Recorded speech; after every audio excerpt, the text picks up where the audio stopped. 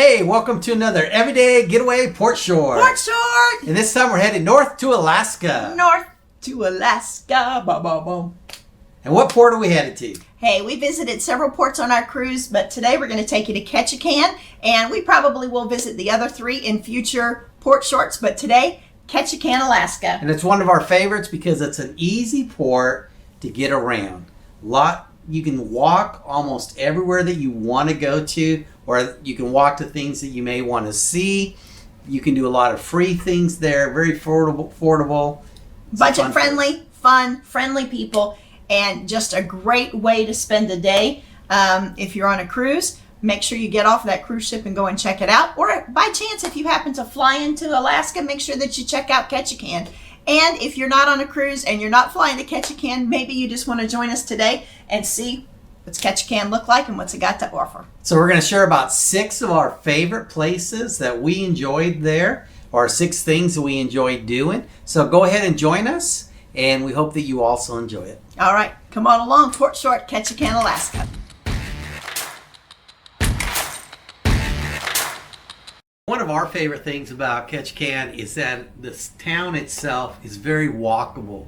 It's very visitor friendly. So if you are looking for something to do in Ketchikan that's not really an expensive thing, but something really fun, if you get off the cruise port, right when you get off, there is a fun little spot where you can check out the big sign that's called the Liquid Sunshine Gauge, and that tells you how much rain Ketchikan's had for the year. It normally gets between 120, I think, and 140 inches of rain.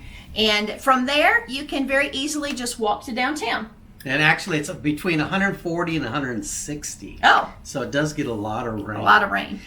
All right, so downtown Ketchikan is, like we said, it's a very easy, it's walkable, and it's filled with lots of fun things just to go and sightsee. There are lots of stores. There are lots of eateries, places you can go and get something to eat. And one of the most famous things is that great, huge Ketchikan sign. Yeah, you have to have that great Ketchikan sign that's just very well known. You got to take pictures with it. So you always need to stop there, do that. Matter of fact, there's a picture of our sons, and our oldest son, Corbin, is holding our younger son, Bryce. Every once in a while when we travel, they always do that for fun. So you get your picture taken there, and then off you go to check out all the stores, to do some souvenir shopping, or just to people watch and check out what Ketchikan has in its downtown area.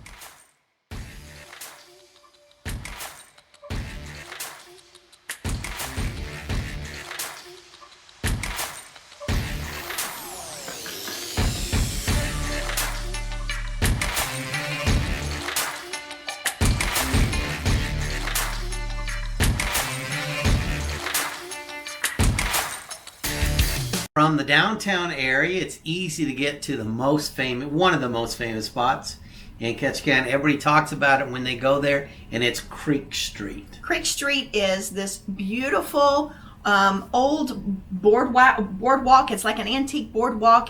It's built over Ketchikan Creek, and it is just lined with very colorful, beautiful buildings. Antique. They're all antique-y kind of old houses that have been restored and made into places to buy things, places to eat, and you kind of walk along the boardwalk. And honestly, Creek Street used to be the red light district. Yeah, it's known for 2 things. One is the old red light district, and the other one is you can go there and see where the salmons run. Right. So you have to stop at the creek, and the salmon run May to early in July. Now, we've been twice, and we have never been blessed with seeing the salmon actually going upstream to spawn, but we hear it's quite a sight. Yeah, it's usually towards the middle of May or the end of May to the beginning of July. Right. So, quick thing. We have purchased a few things at Creek Street. One of them is this little chopper, and I'll have to look up the name of these little choppers. They sell them everywhere, and I'll post it in here. I didn't think to do that before, but I use mine all the time. I know that they have used them for salmon and other things, but I use it a lot for anytime I'm dealing with herbs or anything like that, or bacon, when you cook it and you need to chop it up, but you just put that on the block and you just roll it back and forth. And so my little Alaska chopper I got at Creek Street, and I use it all the time. So there are stores that have sections just dedicated to these specific knives, and all shapes, sizes, and prices. So that's a great thing to pick up just for fun.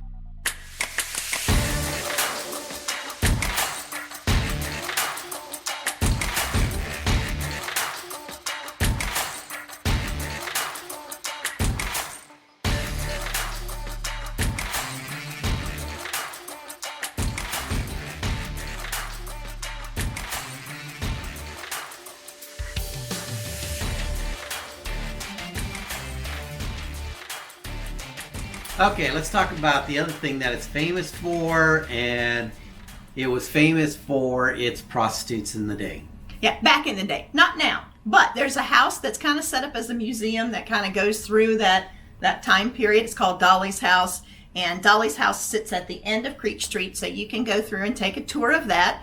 And you can also make sure that you want to stop by Married Man's Trail, which is the trail that kind of leads from that red light district up to where the houses used to be, so the husbands could sneak on that trail so they wouldn't be caught heading down to Dollys house. So there we go. So all right, that's right. So to summarize a little bit, that area is famous for their prostitutes in the day. Back in the day, bootlegging, I think, and also. Bootlegging was also really big there. They would bring in the bootleg from Canada. And the other thing is the running of the salmons. Right. For now, it's really just a beautiful place to go and do some shopping, check out those salmon. And if you want to check out the Dollys House Museum, it's there for you.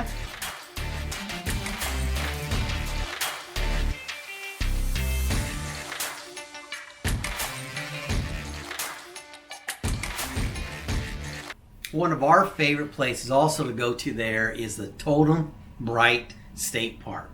It's a great park to go visit and see the totem poles. It wasn't expensive at all. There's different ways to get to it. It's about 10 or 11 miles north of Ketchikan, and we were being very frugal. We decided to take a bus. It's a local bus. So right downtown, there's a place where you can go inside a store. We purchased our bus tickets. I think it was like $4 a person. A round trip. It was $2 each way.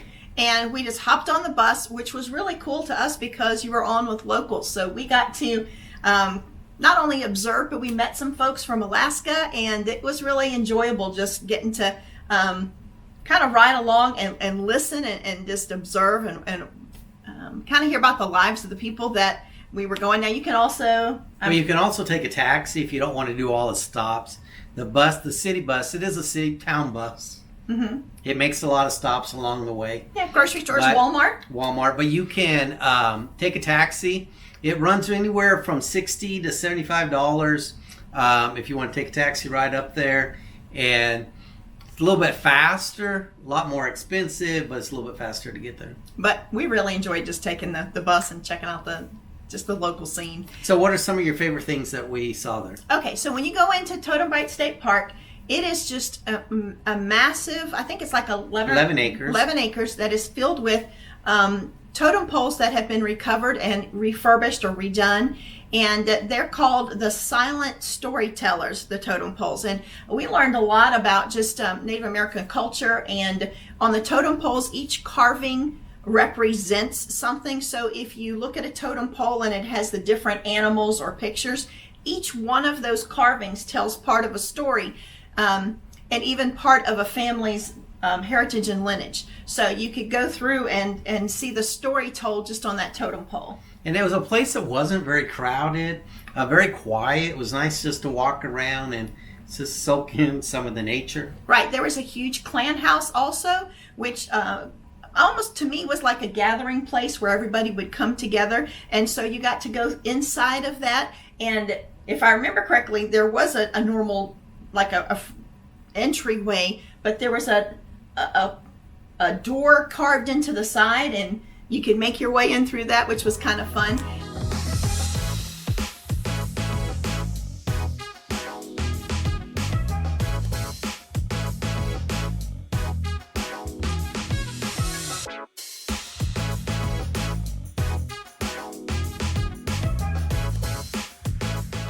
In the state park, there are a lot of trails that you can walk through, hike around, see lots of neat things. And one of the things you can do is take one of the trails down to the huge lake. Right, and that lake was just very interesting. It was very peaceful. Honestly, both times we were there, I think we were the only people down at the lake. And we just got to enjoy just going around, and we found lots of little small, like, critters and animals in the water. We had fun just looking at those, and lots of plants that we maybe had not seen. And one of the things you can do there is, it wasn't happening while we were there, but they do have a huge canoe. I think it fits like 20 people, that it'll take you out in the lake and kind of tell you a little bit about the history of the area. And it's just a fun thing you can add on if you want to do it. Yeah, we would like to do that sometime. Or I have seen people now, pictures of folks kayaking in that lake, and we would like to do that again. We didn't really see that while we were there, didn't really realize it was a thing, but would love to try it sometime.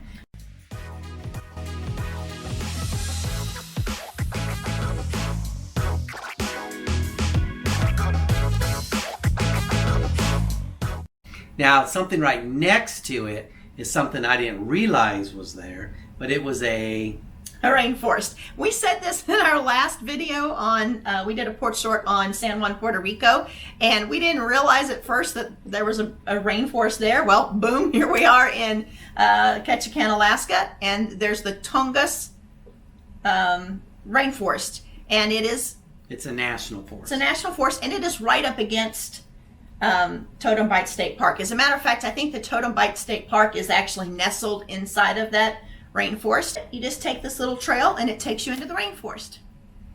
Which was it was pretty. It was very pretty. Lots of huge mossy trees, lots of vines, lots of just nature in its most beautiful state. So both times we took that hike through that Tukus National Forest, and it was just beautiful.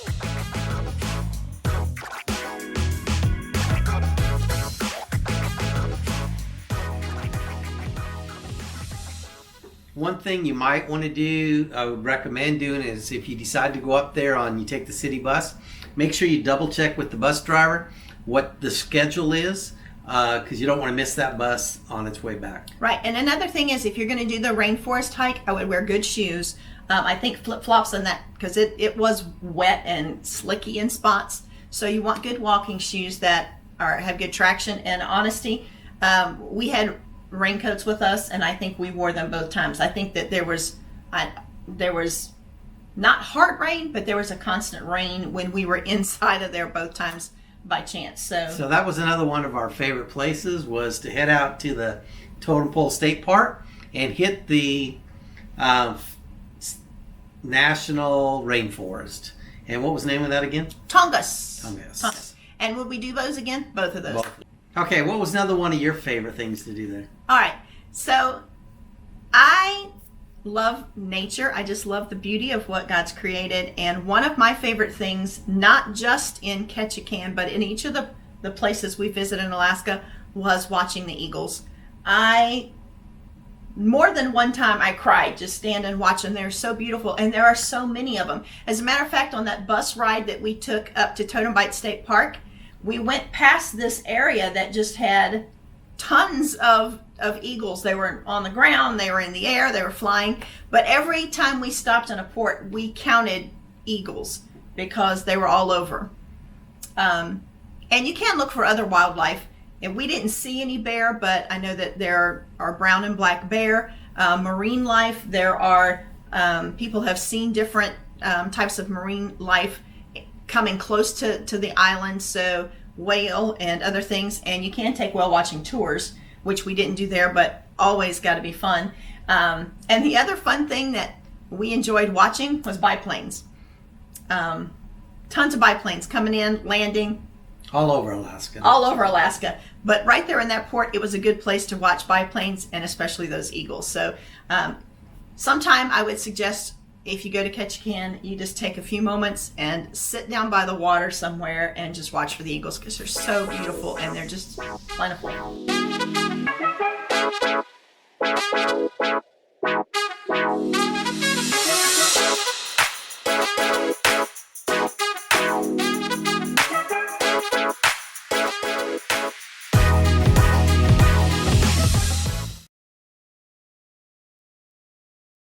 one of the most popular things to do there is to go to the Lumberjack Show. Yeah, it's right down there past downtown Creek Street.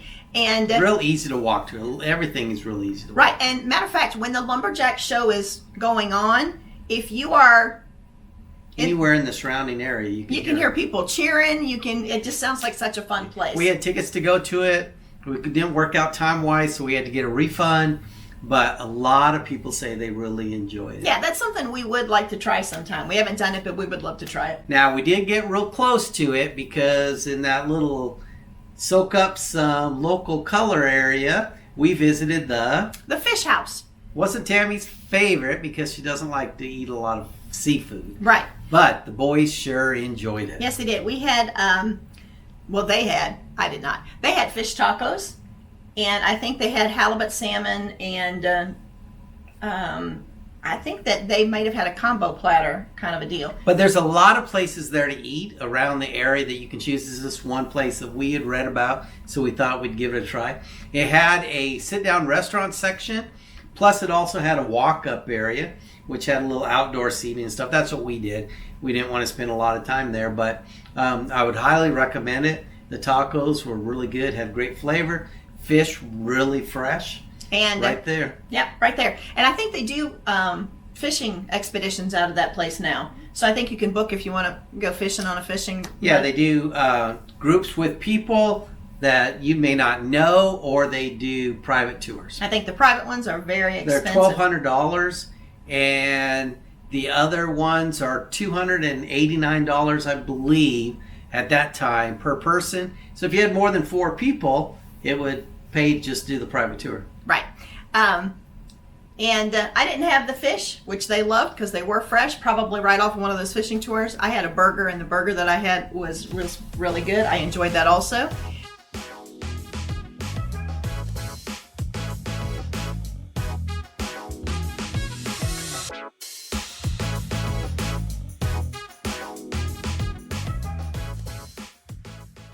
And from that fish house, which is right there on the water, it's just a short walk back to get on the cruise ship, so you can eat lunch or dinner depending on your time that you have to leave if you happen to be on a cruise, and then you can head back to the ship. Hey, I hope you enjoyed this little visit to Alaska with us. I hope you come back next time for our next sport shore, which will probably be somewhere else in Alaska. Maybe we'll take a tour to Juneau and go to see some glaciers on the next trip. So thanks again for joining us. Take care of yourselves, take care of others, and we'll see you soon. Bye-bye. Bye-bye.